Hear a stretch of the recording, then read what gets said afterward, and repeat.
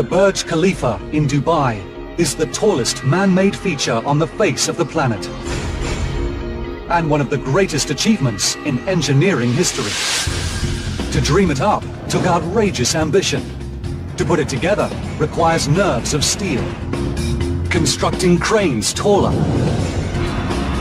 Installing windows higher. And building bigger than ever before. The immediate reaction was, are you crazy? As the construction team makes history, they film it themselves. This is the story of one incredible skyscraper.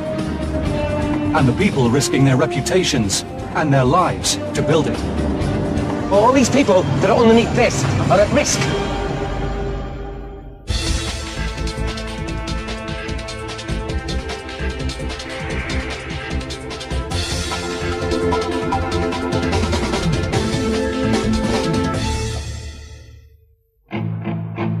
In the Middle Eastern Emirate of Dubai stands an architectural giant.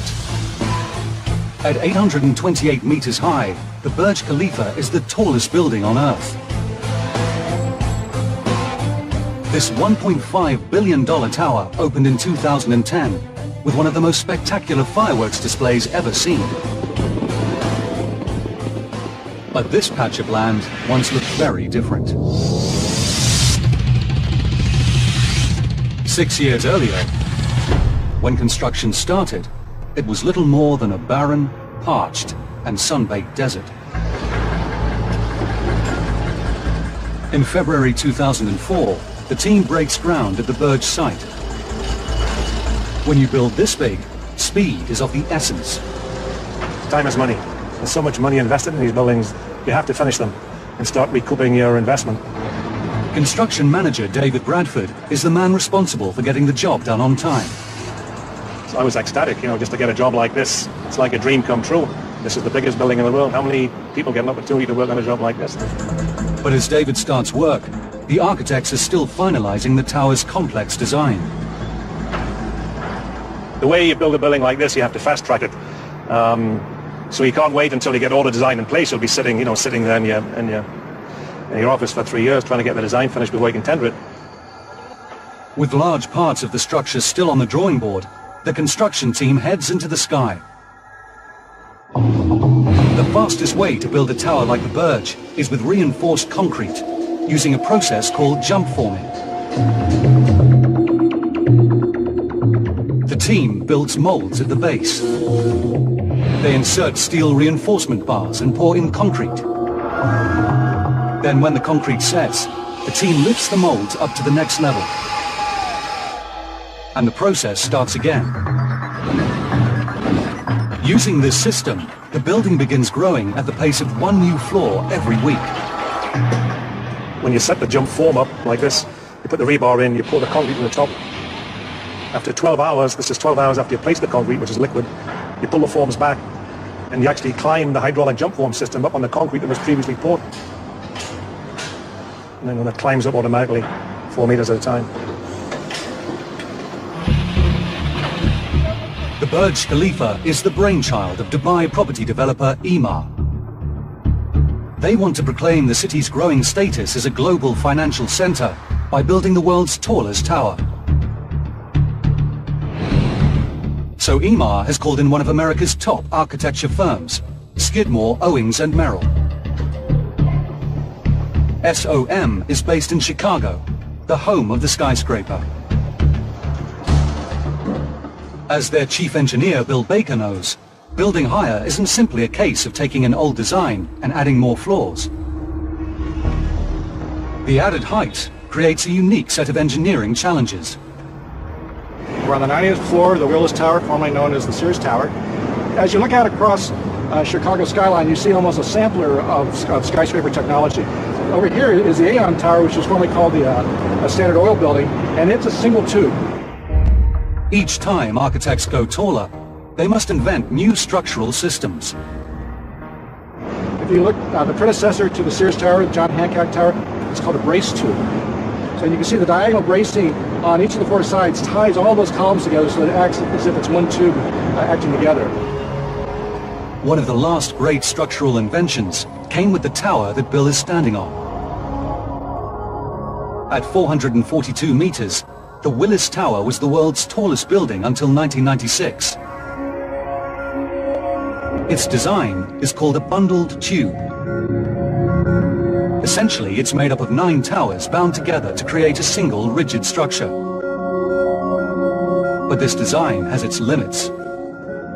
This 9 tubes is sufficient for a building of this height at 442 meters, but what if you wanted to go taller? Say you wanted to go up to over 700 meters. Well, you got to make the footprint bigger. But as we do this, we've gone from something that was 3 wide to something that's 5 wide. So you have a huge amount of area, which is difficult to market. And what's more important is that the space becomes very, very deep. In buildings, you want to have views. You want to be able to see out the window. And you can see your occupants would be so far from the views from the skin as to render the building unusable. To create a taller tower with bright internal spaces, Bill and his team devise a new structural system. The structural system we use for the Burj Khalifa is the buttress core. Now the core is the center hexagon in the middle of the building, and that's what's used to resist the twisting forces on the building, okay? But it's much too slender to go to such great heights. So it needs to be buttressed. Now the buttresses are the 3 wings that come off. It's consisting of these walls that go down the corridors. So you can see how this core has been buttressed in 3 directions by the structure going down the wings. To my knowledge, it's never been done anywhere else. And so it's a unique solution to a very interesting problem. With the buttressed core concept, natural light floods the interior. We've come up with a solution which allows us to go very, very tall, but it's light and airy on the inside. It's as if you're in a 10-story building rather than a 160-story building. In SOM's design, the large tower base helps support the huge weight of steel and concrete. Then, as the building climbs, the buttresses step back in a rising spiral. The team then coats the design in glistening mirrored glass to reflect the desert heat and light. If you were to compare the Burj to an automobile, you'd be talking about Lamborghinis or Ferraris. It's all about performance, and this building is at the highest level of performance. This quality comes at a price. The building cost was a closely guarded secret. We heard some general figures that were thrown out. We guessed that it was somewhere in the $1.5 billion range, but we weren't privy to a lot of that information. And again, I think the jury's still out. Making this billion-dollar design a reality will be a mammoth task. The most basic construction materials must be super-powered. Strength of concrete was key here, absolutely key. And we produced concrete here that nobody produced anywhere else. The team uses over 25 separate ingredients to create concrete that stays liquid as it's pumped up the building and then turns solid extremely fast. But getting this special mix to set is a massive challenge in Dubai, with temperatures rising over 45 degrees Celsius. If the concrete is too hot, it'll set instantaneously and you can't even place it. You have to pour at night when the temperatures are lower, and you have to put in ice and chilled water in the concrete mix. To lift this mix up the building, the construction team uses 3 of the world's most powerful concrete pumps. Over 32 months, the pumps deliver 165,000 cubic meters of concrete, enough to lay a sidewalk 880 kilometers long. The team will then top the concrete tower with structural steel. And as this building rockets out of the desert, men and machinery will go to greater heights than ever seen before. Okay, over the edge.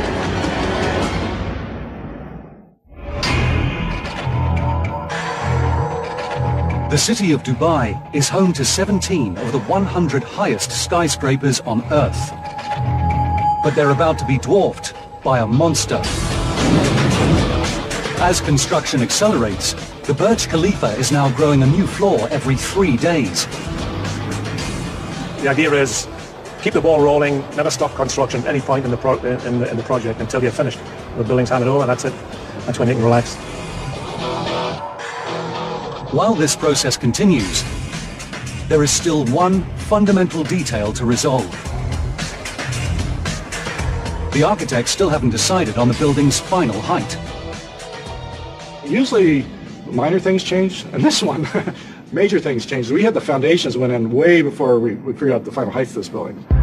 It's an issue that has to be cleared up. Fast. The landmark to beat is the 508-meter tall Taipei 101 in Taiwan. SOM's original design is just 10 meters higher. And one of the reasons why we did that is we didn't want to promise more than we knew we could deliver. But the architects soon calculate that the structure is so strong, it could stand over 300 meters taller. We kept on making the building taller and taller. And so it actually grew to about 725 meters there for a while. It stayed there for a while, then eventually grew up to around 800 meters and finally ended up at the 828 meter height. When complete, the Burj will stand 828 meters above the ground. The question is, are the foundations strong enough to hold it up?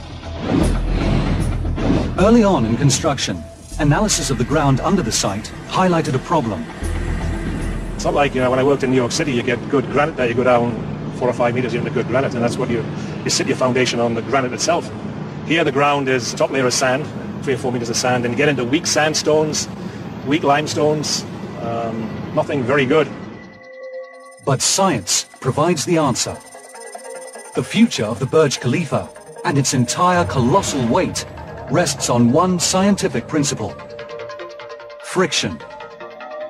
There's basically 2 methods in piling. One is end-bearing piles, which is you put the pile directly on the hard rock. That's what can sustain the load. But here we went with skin friction piles, where the weight of the tower is carried on the friction of the pile, the side of the pile. The foundations of the Burj rely on the super strong grip created between the ground and the sides of each pile. Beneath the tower, the team has driven 192 piles to a depth of 50 meters to support a 3.7 meter thick raft of solid concrete. These foundations must hold up a building that weighs over 500,000 tons. The numbers are so big that the team has to allow for a small degree of settling in the design. Once we evaluate all the total load of the building, live and dead loads, we expect the foundations to settle about 75 millimeters. But the foundations should hold. 3 years after breaking ground, construction reaches 512 meters and 141 floors.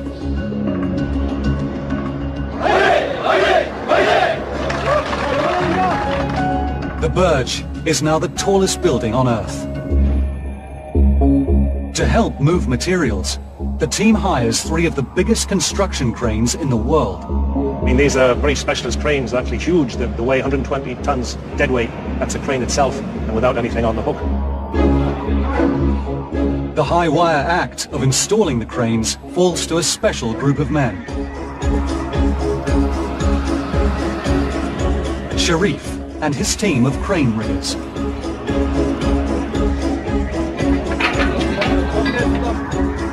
These men come from every part of the globe, and many speak different languages. But they have 2 things in common: a strong nerve and an incredible head for heights.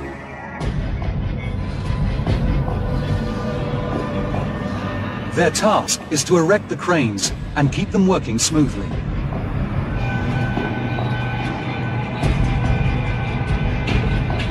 All without a single slip. They never ever lost sight of the ground and the edge of the building, and it was amazing that these people were so comfortable. The cranes contain an ingenious self-jacking mechanism, so they can grow alongside the rising building. As every new floor is completed, Sharif and his team add another section to the tower support and lift each crane even higher.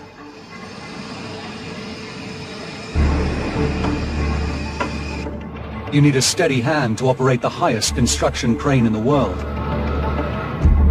And one of the few trusted with the task is Mohammed from Pakistan. I'm on duty for 12 hours, from 7 in the morning until 7 in the evening. There was a myth going around that the crane operator lived in the cabin, but I think the cabins are too cramped and uncomfortable. At 700 meters up in the air, Mohammed's crane cab is nearly twice as high as the Empire State Building. I like heights. They're great for work. If I need to go higher, that's fine. Whatever the height is, God willing, I'll do it. As the Burj reaches for the sky, it is entering the unknown. And one powerful force is becoming an increasing threat. The first overall overarching thing is you have to be respectful of the laws of nature, with gravity, wind, and the sun. And on a super high-rise, the most dangerous and unpredictable of these elements is wind. And when you get to these heights, the dominant load is actually wind load. It's not dead load, which is actually the weight of the structure and the cladding and so forth. It's not live load, which is the people in the building. That's fairly small. It's actually wind load. You get the wind blowing on the side of the tower, and of course it tends to bend the tower and try to push it over. No building demonstrates this problem better than the John Hancock Tower in Boston. A masterpiece of steel and glass, 240 meters tall, the Hancock was constructed in the 1970s. But serious problems soon emerged. Even in moderate winds, people inside suffered motion sickness as the building swayed. And over 5,000 glass panels blew out, shattering on the sidewalk below. Only a major redesign saved the tower from demolition. To prevent the Burj from suffering a similar fate, the team tests the building in a wind tunnel. Peter Irwin is one of the world's top wind engineers. These are various models of different buildings that we've tested in the past. This one here shows some of the unusual shapes that architects are coming up with. That one's being built in China. When we get involved with a wind engineering project, there are two aspects that we need to address. First of all, we need to know what are the winds doing in the area that the building is going to be built. Then we also need to know what is it going to do to the building. Peter and the team calculate that the Burj has to withstand gusts of up to 240 kilometers per hour. But because of its height, this tower faces an added danger. Buildings, as they get taller and more slender, run into a particular phenomenon in wind called vortex shedding. This is a model of a tall building, and the wind is blowing this way. And what happens with a building like this is that you get vortices peeling off this front corner, first off one side and then off the other side. As these whirlwinds peel off each side of a skyscraper, they can pull the building violently from side to side. Peter and the team must make sure that this phenomenon doesn't damage the Burj. There were 3 aerodynamic improvements that were developed as a result of the wind tunnel test. One of them was to improve the shape of these outer buttresses by softening the corner here. Another one was to reduce the width of the tower higher up. And a third improvement was achieved by reorienting the entire tower relative to the prevailing wind directions. The end result is an incredibly stable building, with a shape that resists vortex shedding. So you might say that this shape confuses the wind, and it's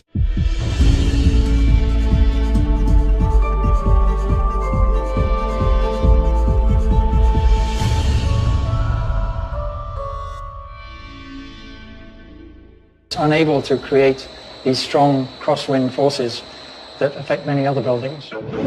The Burj is equipped to handle the strongest winds that strike Dubai. On site, the superstructure is shooting upwards. Once completed, the Burj Khalifa will contain 900 apartments, a 160-room hotel, and 37 floors of offices. The building will use up to 36 megawatts of electricity, enough to power a town of 20,000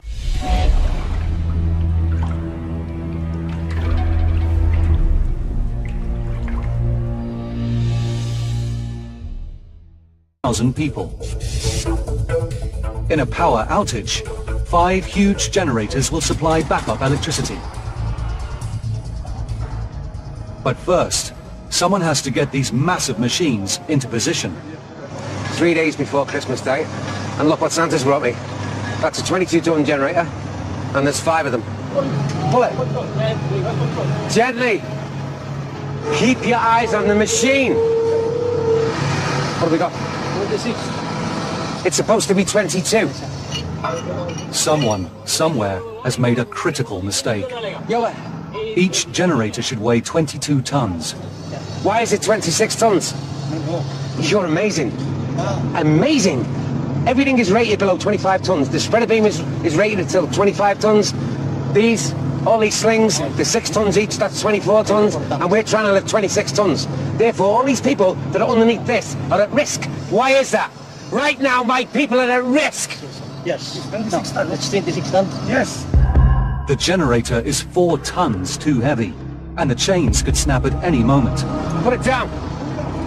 These things are not an exact science. It's experience, and I'd sooner not risk the lives of men or machines.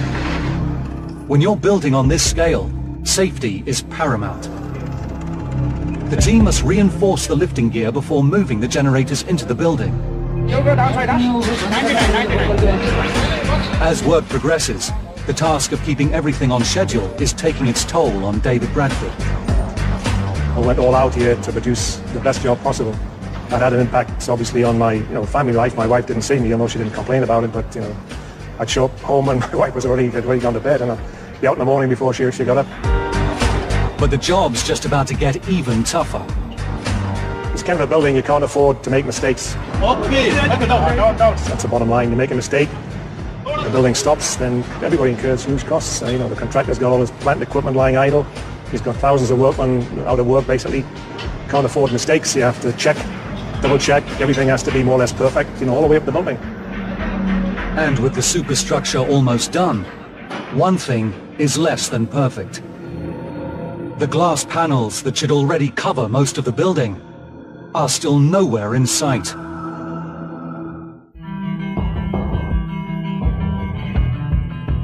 As the finished shape of the Burj Khalifa begins to emerge from Dubai's desert haze, the team urgently needs to start cladding the building in its steel and glass facade.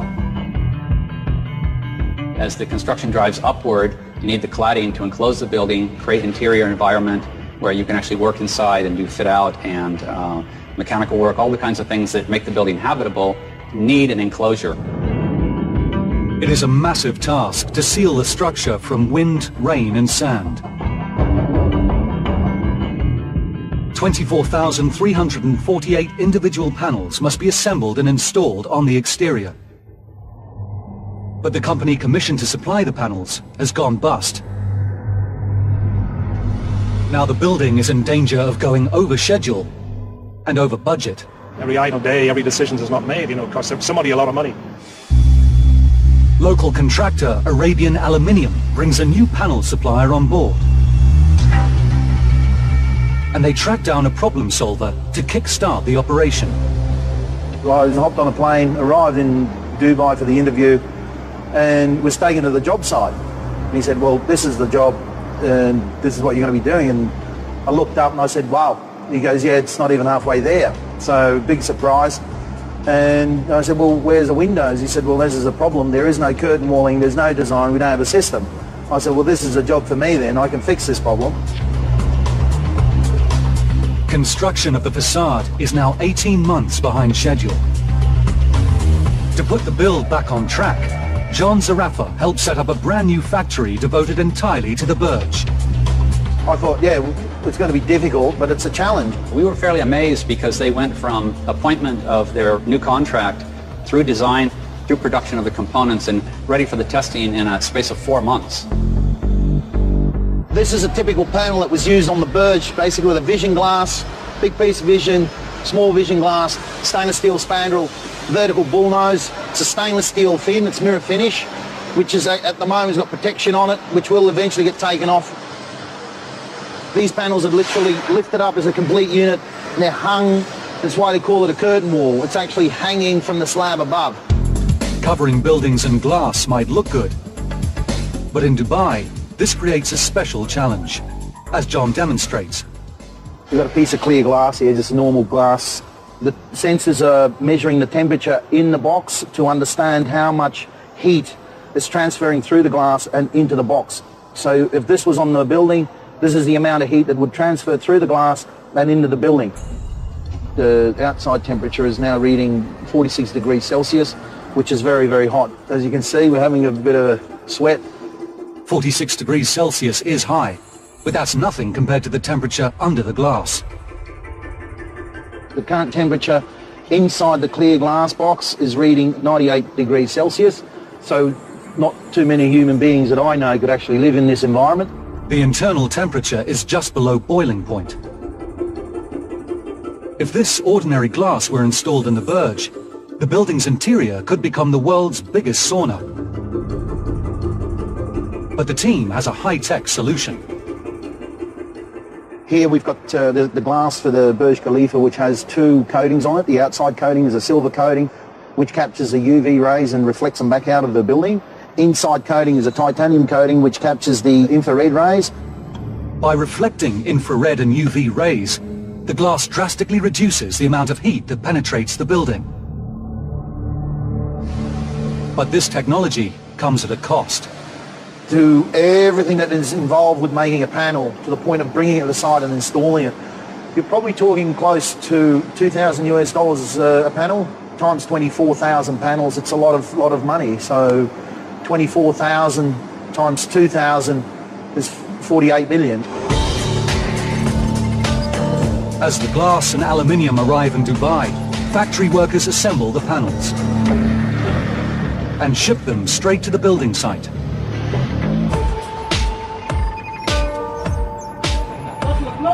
The panels are up to 6.4 meters long and weigh up to 750 kilograms. And every single one must be lifted individually and installed by hand.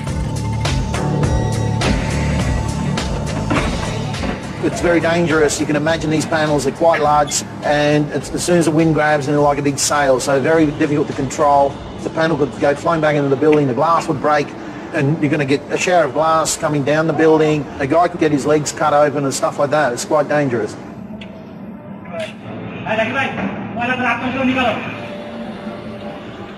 As the workmen seal the building, no one is following progress closer than construction manager David Bradford.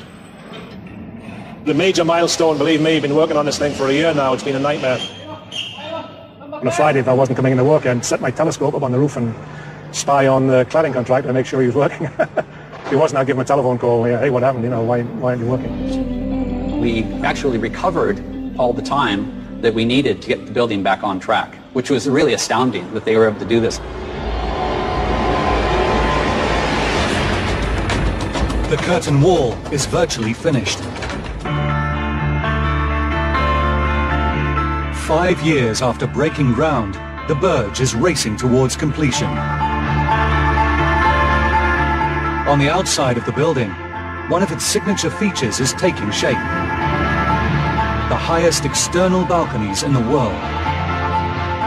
It was a client suggestion, and my first thought was, you better bolt down the furniture.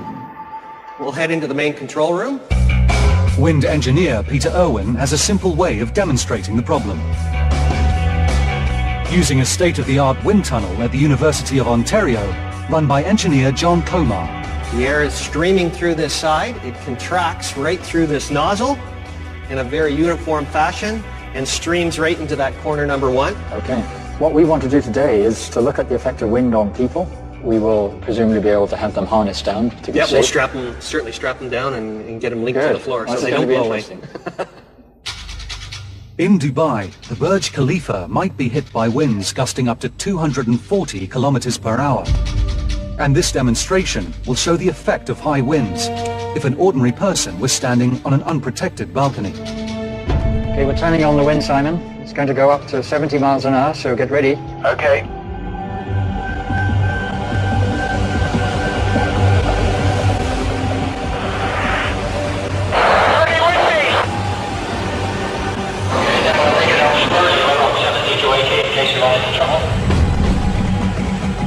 Right.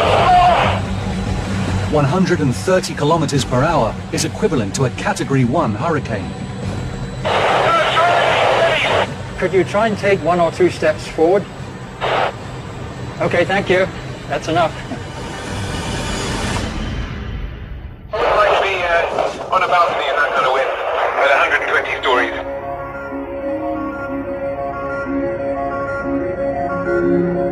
prevent people being blown off the Burj Khalifa, the architects developed ways to protect balcony users from the wind. We came up with these glazed balustrades which keep the wind from blowing straight through across the balcony terraces. We came up with these architectural dividers which keep the wind from coming over the balustrades and sweeping across the surface of the terraces. And we created these trellises which stop the downdrafts from pushing down over the tops of each terrace. But inside is the most ingenious solution. Well, we have wind alarms installed on every facade where there's a terrace. So if the wind speed on the terrace exceeds what we consider to be safe for the occupants, there will be an alarm that goes off to warn people not to use the terrace at that particular moment. Meanwhile, further up, the building has yet to reach its final height. The construction team must crown the structure with one of the most extraordinary pieces of engineering ever attempted. A 136-meter tall steel pipe, weighing over 350 tons and measuring just 1.2 meters across at the very top. The spire, to us, seemed to be the culmination of the building. How do you take this tapering tower and end it? If you chopped it off, it would look truncated. So we thought it had to stretch all the way up into the sky. But there's a huge problem. How to lift the spire and place it on top of the building. The thing is that we couldn't get the crane high enough up to set the spire. Even with the crane at maximum boom height, it couldn't get anywhere near the top of the spire. No crane in the world can handle this job, and no helicopter can lift 350 tons of steel. It seems the spire is too big, and its destination too high. But then, an engineer suggests an ingenious solution. Lift the spire in pieces and assemble it inside the building. The spire was basically constructed inside the shaft of the building, and then using strand jacks, it was then jacked out of the building.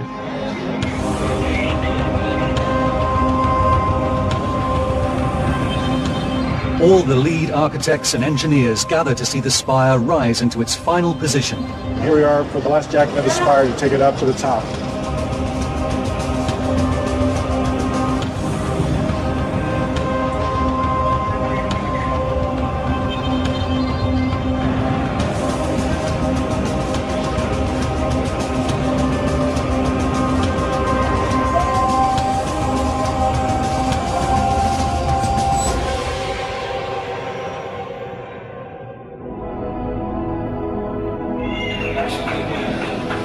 It's a pretty nice moment to see this happen. For the first time, the silhouette of the Burj is complete. The team can now start to apply the finishing touches.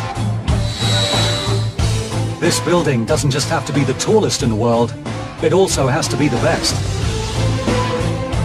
And to make sure it's just that, some brave men are about to go to extraordinary heights. It's a long way down here. Yes, sir. Long, long way down.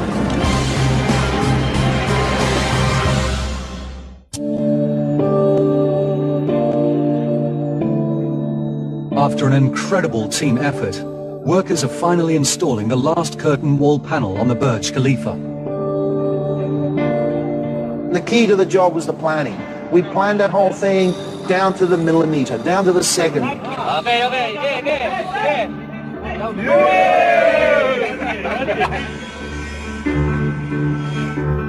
The race is now on to finish the building before it opens in 3 months. After 6 years of construction, it's covered in dirt and dust. But there's a simple solution.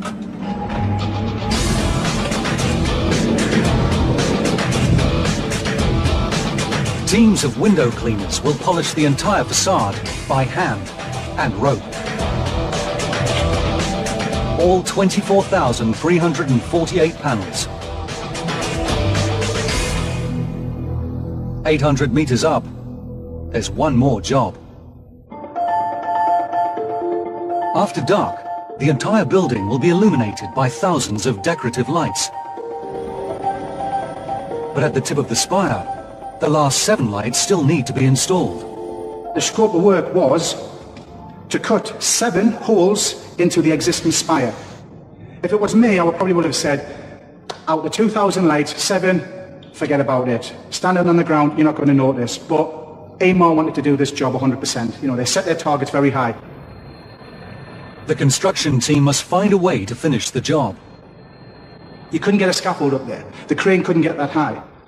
Rope access expert Mick Flaherty has the answer. The immediate reaction was, are you crazy? You know, I mean, how do you intend on doing this by hanging on a rope? Mick recruits a highly trained supervisor to lead the job. Now this is an abseiler. This is a guy that's worked in the rope access industry for many years. But just before they're due to start, disaster strikes. At this height, it does something to you. You know, you're totally out of your limits.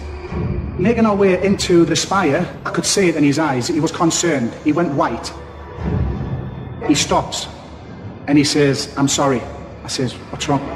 He says, I don't want to put my own life at risk. I can't do this job. With no time left to find a replacement, there's only one solution. Mick has to lead the job himself. It's a highly dangerous task, in some of the toughest conditions imaginable. For me, it was the heat. It was the environment here in Dubai. You know, it was a heavy construction job in an extreme environment. It's too dangerous and inaccessible for a TV crew. But Mick films it himself. First, inside the spire, the team cuts 7 holes in the 55mm thick steel. Woo! On the back 7! Job very well done, Melcher. Yeah, thank you. Job very well done, Hector. Yeah. Woo! He's going to get into position now. Then, Mick has to seal the lights in place from the outside. We got to the top of the spire and I rigged the job up and threw the rope and looking to make sure I had knots on the end of them. This one's a serious one. Yeah. Okay? Very serious. You're all ready now? All ready, sir. Okay, over the edge. It's a long way down here. Yes, sir. A long, long way down.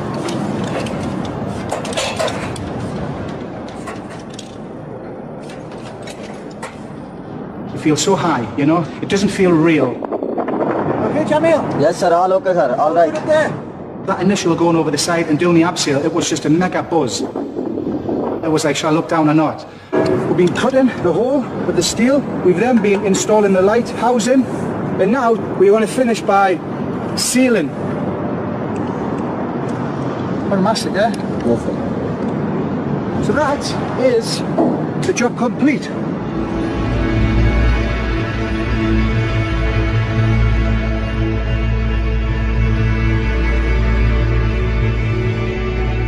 These guys, they have bodies of steel. Isn't that right, guys? Yeah. See, this is what it's all about. Appreciating your job.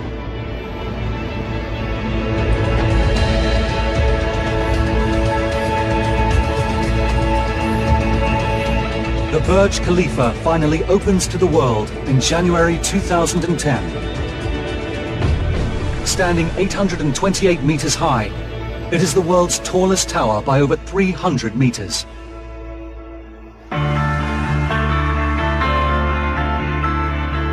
Creating it took the combined effort of tens of thousands of people. From the hardest workers and the toughest bosses, to some of the brightest minds in the architectural world.